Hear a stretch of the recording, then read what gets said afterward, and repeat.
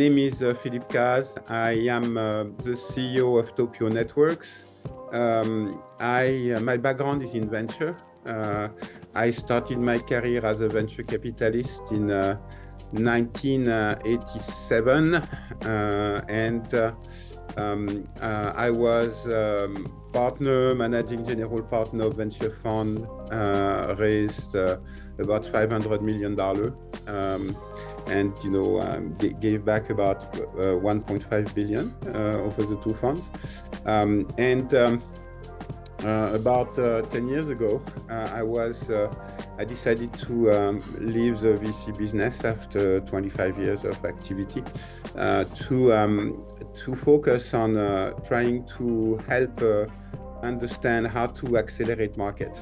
So I knew how to accelerate companies, and I wanted to help understand how you create markets by understanding how the ecosystem get together to actually solve problem, and understand how those you can speed up ecosystem to actually get it done, right? And if you look at the way it works, it takes a few things, right? It takes people to get together, talk to each other. So events are a very important part of the equation. It takes also to understand what the issue really are, right? In terms of understanding what are the questions that are really underlying. Like if you look at, in order for SaaS to become a business, you needed cloud to actually take shape. And when cloud took shape with AWS, suddenly the market of SaaS started to pick up. So you need to understand what are the big stones, if you will, that need to get together in order for the market to work. And then once you have people talking to each other, once you've identified the right questions, then you need to help the economy, the ecosystem focus on the right issue. And that's where standards, that's where open source, that's where government can get involved to actually put the money, put the fire under those initiatives in order to get them done, right? And if you look at smart cities, right, let me give you a few numbers, right? So the current smart city market in the US is about 200 billion a year, and in order to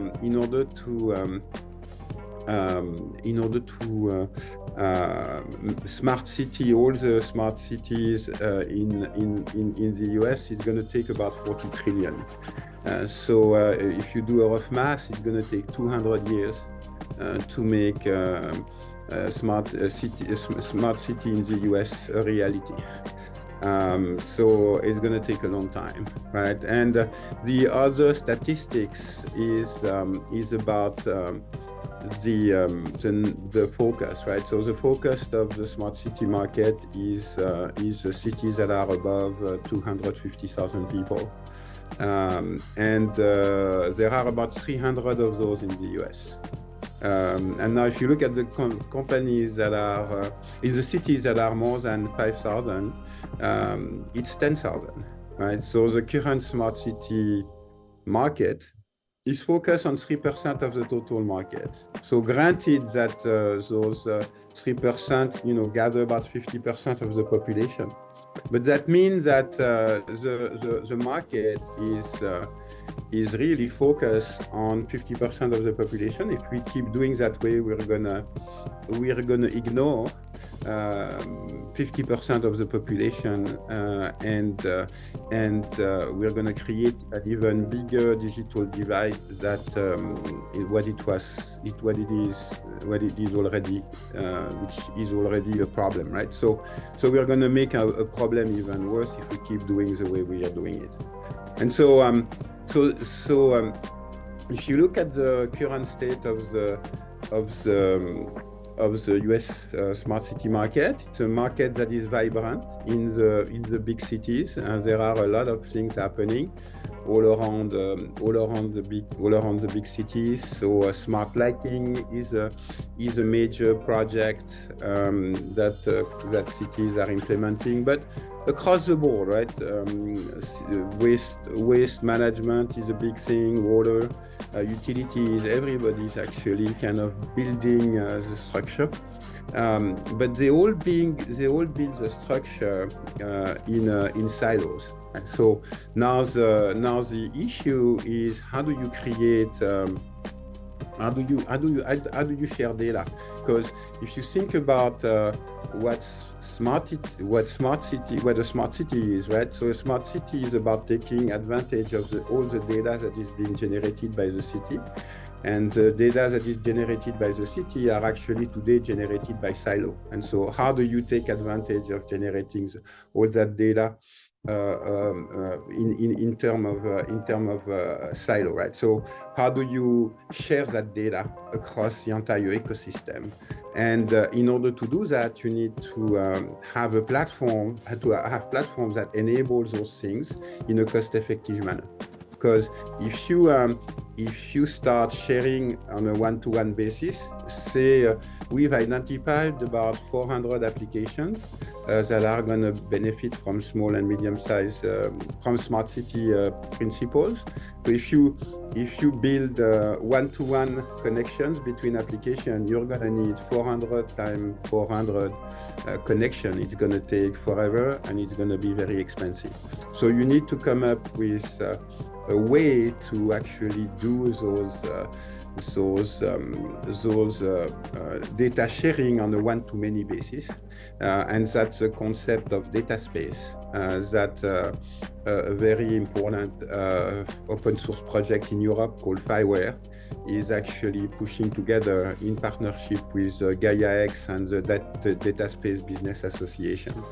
So if you start thinking about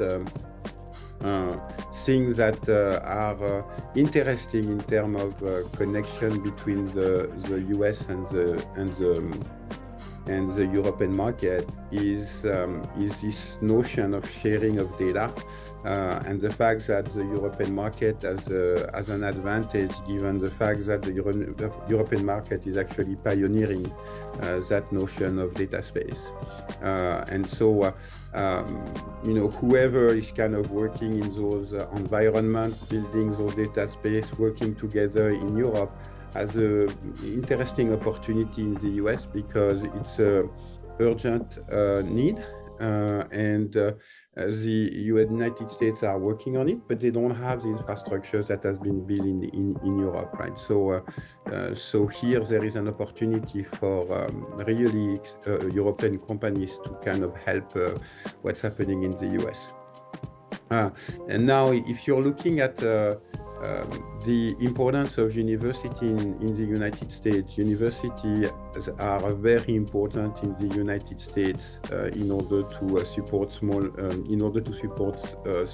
smart city projects, because universities are a partner for every city to do things, and we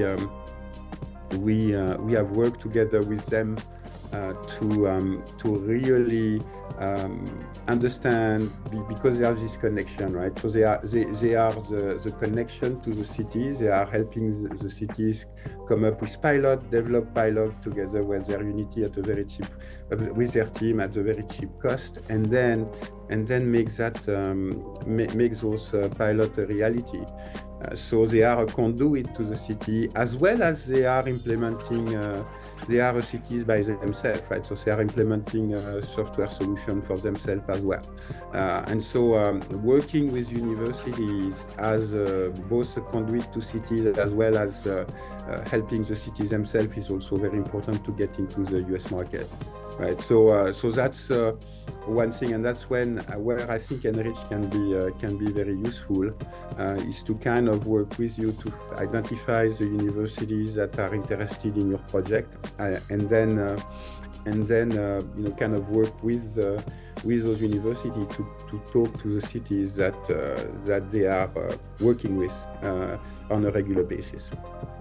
Uh, so that's the data space concept, which is a really important concept, right? The second thing that I think needs to happen is because of the 200 years that I was talking to you about, right? Which is like it's going to take a long time. Is for one reason or another, the cost of the solution needs to go down significantly in order to accelerate the penetration of the smart city market. And for the cost of obviously there are two ways to do this, right? So one is through standardization, and the other is through open source. And so open source is a very key requirement, I think, in the future of the smart city market. And it starts at the infrastructure level, at the platform level.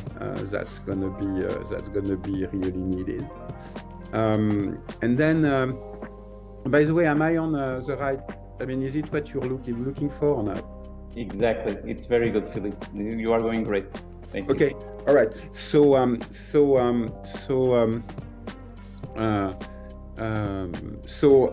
source and standards are very important key to doing what we need to do there. And so in order to work with open source and standard, again, same thing, the connection between there is a clear willingness between the US and Europe to work together in the context of the evolution of this new internet, which is going to be the new internet, or the internet of the future, is going to be fragmented. You're going to have an Indian internet, a Chinese internet, a Russian internet, and there is a clear willingness between the EU and the Europe to be working together as and develop standards that would help products to actually play in both countries. And so it's important to be working with the European Union. Because the European Union has the right relationship with NIST and NSF, who are key players in that to actually get your project with open source and promote your standard within the US, right? So it's important to do that as well. And then I would say the last thing I wanted to talk about in terms of really starting to understand how this market is shaping up is looking at those small and medium-sized cities, right? The smaller ones, and trying to work with them to close the digital divide between bigger and smaller cities, between rural and urban area, including when I talk about rural, I'm talking about semi-urban areas, right? So which don't have solutions for that really focus on their needs. And so here, same thing, the notion of cost is going to be very important. The notion of services is going to be important. I'm seeing, I've seen a lot of interesting projects in Europe that are being tested as well in the US. Around leveraging small cities to host kids with small jail time and train those kids to do things within the confines of a small city, leveraging smart city concepts. There are plenty of all those other use cases that are really interesting, that are being built right now to revitalize the small and medium-sized cities in Europe, leveraging smart city concepts. So it's not just smart city, right? Smart city technology plus services associated with specific problem to bring more people back, right? So because if you say you have a city where you have, say, 20% of the city who are older people, like nursing home, right? Then you can bring back a nurse, you can bring back a doctor, and then the nurse and the doctor can start taking care of the other member of the small city, whereas today there may not be a doctor or nurses for that smaller city anymore, right? So thinking about all those new business models that are a combination of technology and services is also going to be very important, and is also going to take hold in the US moving forward. And again, same thing, right? You can leverage ENRICH and to start developing those concepts together with universities and in the confine of a specific small and medium-sized cities. So I would say if you want to think about going to the US, right? Now the question is how do I maximize my success in the United States? And obviously I've been a VC for the last 30 years, so I've seen a lot of companies going. And let me give you a few pointers. The first one is if you're a small company, the US market is a big market. And so because it's a big market, it's very difficult to not focus on it. So you really have to make a decision if you want to go after the US market to focus on it.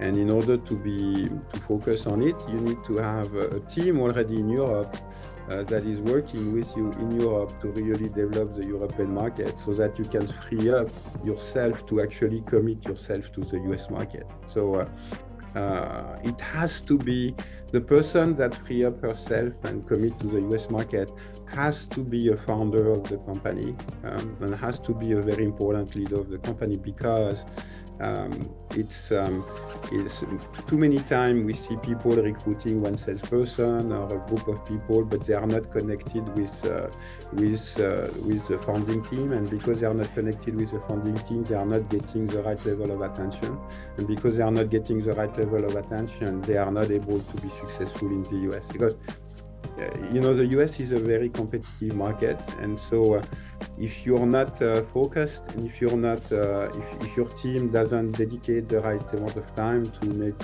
this a success, it's not gonna happen, right? So the importance of the focus, the importance of the commitment is really important. And then the last thing is funding.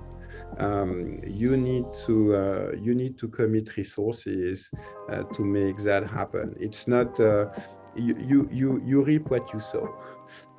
If you invest $10, you're gonna get $10 in return. You may be getting $10 in return, right? But the more you commit in terms of investment, and that ENRICH can help you kind of come up with the right level of funding, right? But the more you commit to this endeavor, the more chances you have to actually be successful. So the right leadership, the focus, and the right level of funding, that's the things that's gonna make you successful in the US. It's hard work. It's not luck. It's hard work. It's the smart city market is in the US is a market that is even more fragmented because each state has their own philosophy and way to do things. And so because you've been successful in Texas or in California, doesn't guarantee the successful on the US market. That's for smart city, right? It may be different in other markets, but for smart city, you really have to think about the US market as a state market and really kind of come up with a strategy to attack those states one by one in the right way.